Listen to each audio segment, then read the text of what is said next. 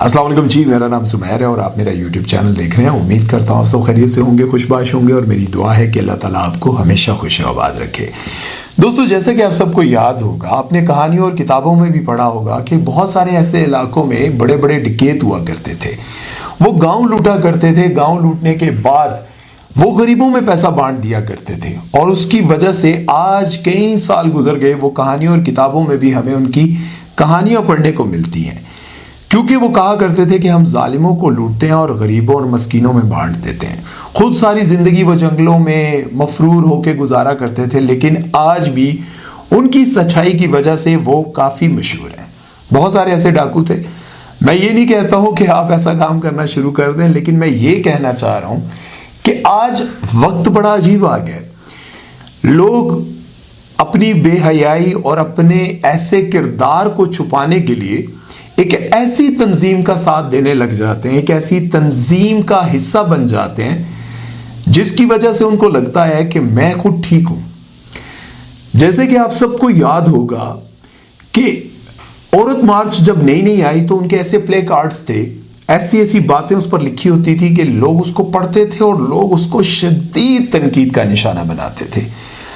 और लोग उनसे पूछते थे कि ये कौन सा औरत मार्च है और ये इसमें आप औरत का कौन सा हक मांग रहे हैं, कौन से हकूक मांग रहे हैं, ये सब कुछ दिखाकर।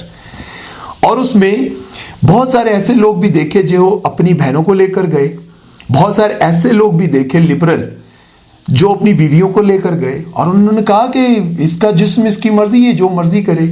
अब ये कैसे गैरत गवारा कर सकती है कि एक भाई अपनी बहन को कह रहा हो कि हाँ इसका जिस्म है, इसकी मर्जी है, ये जो मर्जी करे, मैं ऐसे रोकने वाला कौन हो सकता हूँ। और वहां पर बहुत सारे ऐसे सहाफ़ी भी मौजूद थे, बहुत सारे आर्टिस्ट भी मौजूद थे, जिनमें से एक आर्टिस्ट थी, उन्होंने ये भी कहा था कि इंसान का जिस्म है, उसकी मर्जी है। औरत औरत के साथ खुश रहना चाहे, मर्द मर्द के साथ खुश रहना चाहे। हम कौन होते हैं किसी को मना करने वाले, और हम कौन होते हैं इतराज करने वाले। ऐसे लोग भी थे। उन्हीं में से एक इफ़त उमर भी है जो औरत मार्च को बहुत ही हाई लेवल पर सपोर्ट करती हैं। चले मान लिया कि औरत के साथ अगर जुल्म होता है, ज्यादती होती है, वो और अगर औरत को जायदाद में से हिस्सा नहीं मिल रहा, औरत के हकूक नहीं मिल रहे, औरत को इज्जत नहीं मिल रही, तो ये तो आ गई औरत के हकूक की बात और हम इस पे एग्री हैं, एग्री करते हैं। लेकिन इफ़त उमर का अंदाज कुछ और है। जैसे कि बहरोज सब्जवारी साहब बहुत पुराने आर्टिस्ट हैं, बहुत ही मासूम शख्सियत, मुस्कुराहट, उनका अंदाज बहुत ही जबरदस्त है। उन्होंने नादिर अली के शो में आकर एक ऐसी बात की जिसके बाद मेरे दिल में उनकी इज्जत और भी ज्यादा बढ़ गई। पहले तो मैं उनकी पर्सनालिटी का बहुत दीवाना था, कहता था कि यार कितनी प्यारी मुस्कुराहट है इनके चेहरे पर, एक्टिंग बहुत आला है।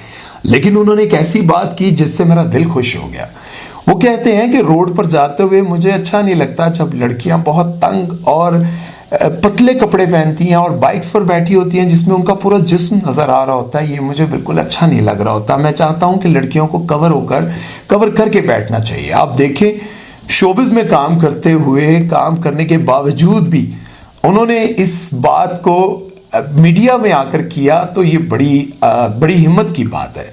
देखिए, वो मीडिया में काम करते हुए भी उन्होंने ये कहा कि मुझे ये अच्छा नहीं लगता कि कोई घरेलू लड़की, शरीफ लड़की रोड पर जा रही हो अपनी फैमिली के साथ, तो उसके कपड़े इतने टाइट होते हैं, इतने पतले कपड़े होते हैं कि पूरा जिस्म भी नजर आ रहा होता है और अच्छा नहीं लग रहा होता। बहरोज सब्जवारी साहब जब शो में ये बात कर रहे थे तो उनका चेहरा देखने वाला था। वो इतनी आजिजी के साथ रिक्वेस्ट जैसे बंदा किसी के आगे कर रहा होता है, इस अंदाज में कह रहे थे कि मैं लड़कियों से रिक्वेस्ट करता हूँ कि वो ऐसे कपड़े ना पहना करें। देखिए, लड़कियों में उनकी अपनी वाइफ, अपनी बेटी, अपनी बहू, बहुत सारे अपने रिश्तेदार भी शामिल हैं। उन्होंने ये नहीं सोचा कि मैं ये बात करूंगा तो मेरे अपने भी खिलाफ हो जाएंगे। बहुत सारे लोगों ने उनको इस बात पर दाद दी, तारीफ की। जैसे खलीलुर रहमान कमर ने आवाज उठाई थी औरत मार्च के खिलाफ, तो आपने देखा था खलील साहब शायद अपने ड्रामे के लिखने की वजह से इतने मशहूर ना हुए हों जितना उन्होंने मारवी सरमद को लिताड़ने की वजह से वो मशहूर हो गए थे। और तब से लेकर अब तक हर यूट्यूबर, हर न्यूज चैनल उनको लाजमी बुलाता है। उससे पहले भी वो मशहूर थे, लेकिन ये इज्जत उनको नहीं मिली थी। जब से उन्होंने बेहयाई के खिलाफ आवाज उठाई, तब से लेकर अब तक بہت سارے لوگوں کی یہ خواہش ہوتی ہے کہ خلیل صاحب کے ساتھ بیٹھ کر انٹرویو کر لیں۔ اس کے بعد آپ نے دیکھا کہ جب بہروز سبزواری صاحب کو اتنی تعریفیں مل رہی تھی تو عفت عمر جو اپنے شو میں ان تمام لڑکیوں کو بلا کر جو عورت مارچ کو سپورٹ کرتی ہیں ان سے ایسے سوالات کرتی ہیں کہ میں حیران ہو جاتا ہوں کہ ایسے سوالات کون کرتا ہے۔ جیسے آپ سمجھ سکتے ہیں کہ ہماری اپنی بیوی، بیٹی، بہن اور ان کے کچھ ایسے ایام آتے ہیں جنہیں ہم ڈسکس نہیں کرتے۔ ہماری فیملیز کے لوگ وہ سارا ہم سے پردہ کرتے ہیں، اس چیز کو چھپاتے ہیں، اس کے بارے میں ڈسکس نہیں کرتے۔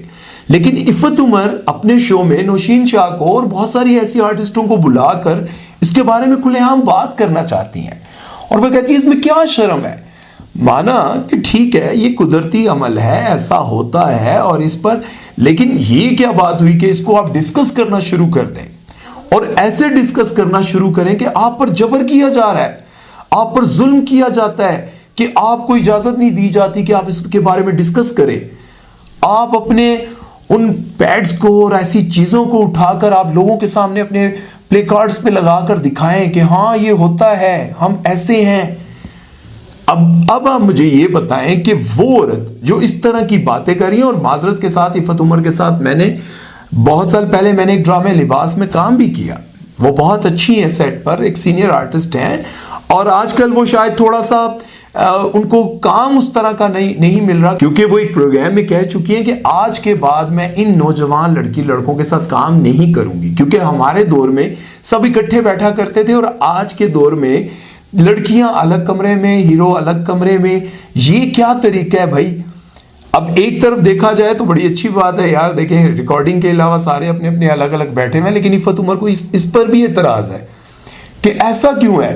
اب انہوں نے سوچا کہ اگر مجھے ڈراموں میں اتنی زیادہ شہرت نہیں مل سکتی تو کیوں نہ میں کوئی ایسا پروگرام کروں یا پھر مجھ پہ تنقید کی جائے یا پھر مجھے برا بھلا کہا جائے جس کی وجہ سے مجھے اور شہرت ملے۔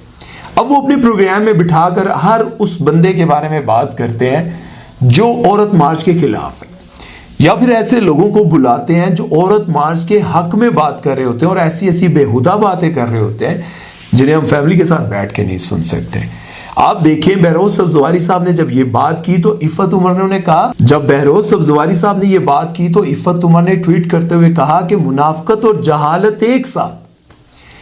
اب آپ دیکھیں کہ ایک بندہ بے حیائی کے خلاف آواز اٹھاتا ہے، بے حیائی کے خلاف بات کرتا ہے، چاہے وہ خلیل صاحب ہوں، چاہے بہروز سبزواری صاحب ہو، چاہے ندیم بیگ صاحب ہو، کوئی بھی ہو، عفت عمر ان کو منافق، جاہل اور پیچھے تو وہ پتہ نہیں کون کون سے الفاظ استعمال کرتی ہیں، یہ مجھے سمجھ نہیں آتی۔ دیکھیں اگر آپ عورت مارچ کو یا بے حیائی کو سپورٹ کرتی ہیں تو کرتی رہیں، لیکن کم سے کم جو ان کے خلاف بات کرتا ہے ان کو بھی اپنا اوپینین دینے دیں، اس پر آپ تنقید کیوں کرتی ہیں؟